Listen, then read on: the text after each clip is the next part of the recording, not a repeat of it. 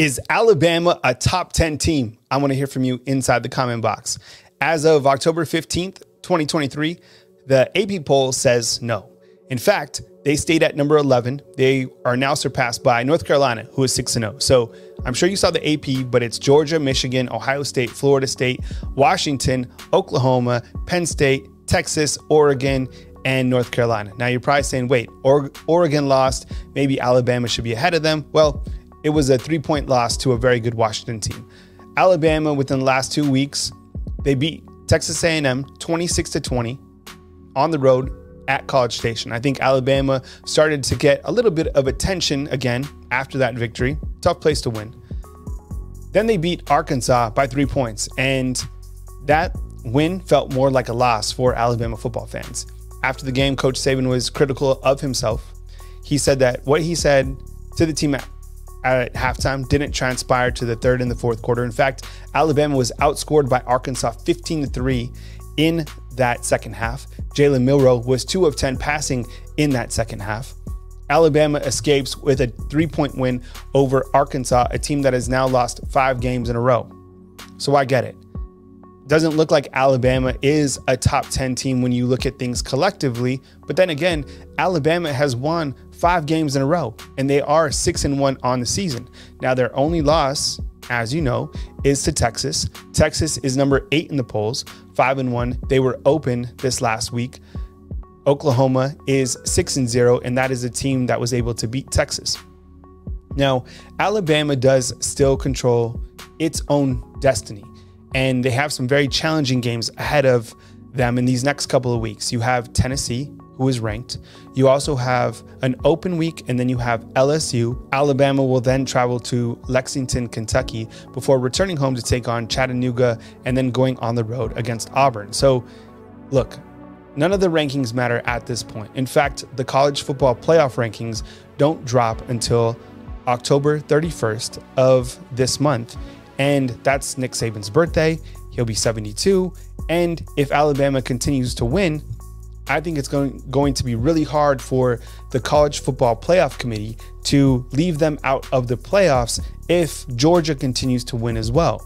Now, Georgia sits atop of the AP poll, the coaches poll, and rightfully so. They've won 24 games in a row.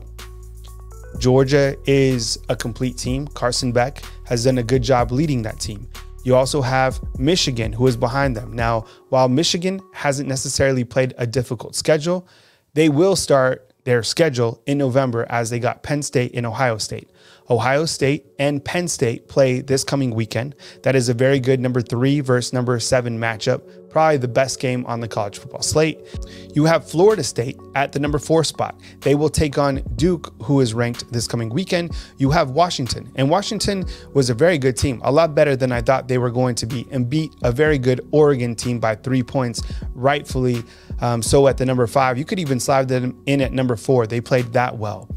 Oklahoma, led by a very good quarterback in Dylan Gabriel. And then you have number 7, Penn State. As mentioned, they take on Ohio State and all of those very talented wide receivers.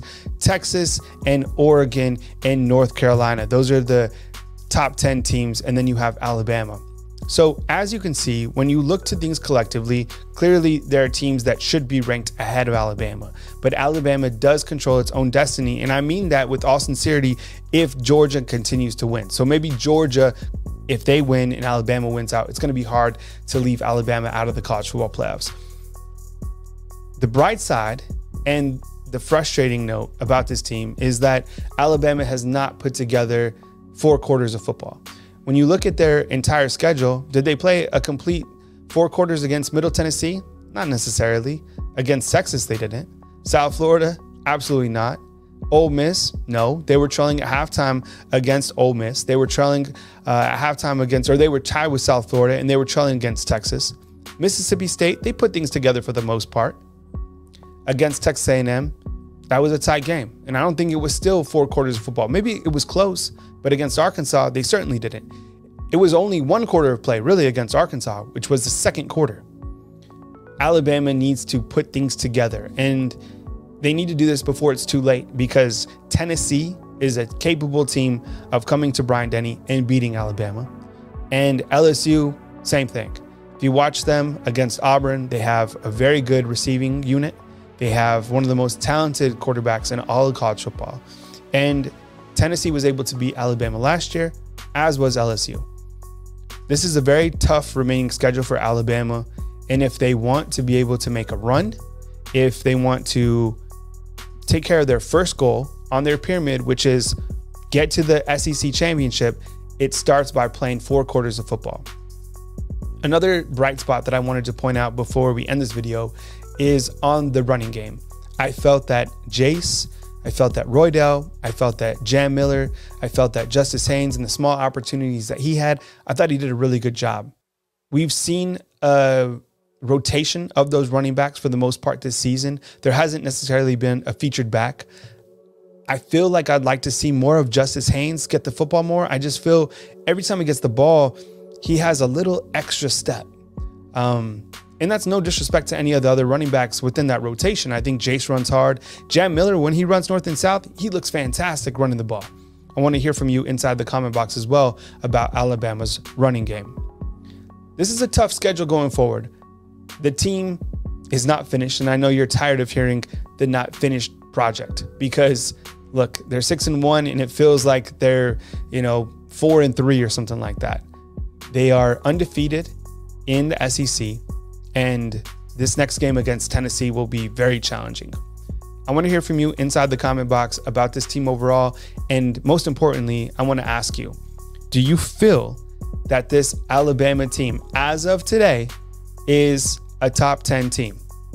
Before I go, let me ask you a couple hypotheticals. Is Alabama better than North Carolina? Yes or no?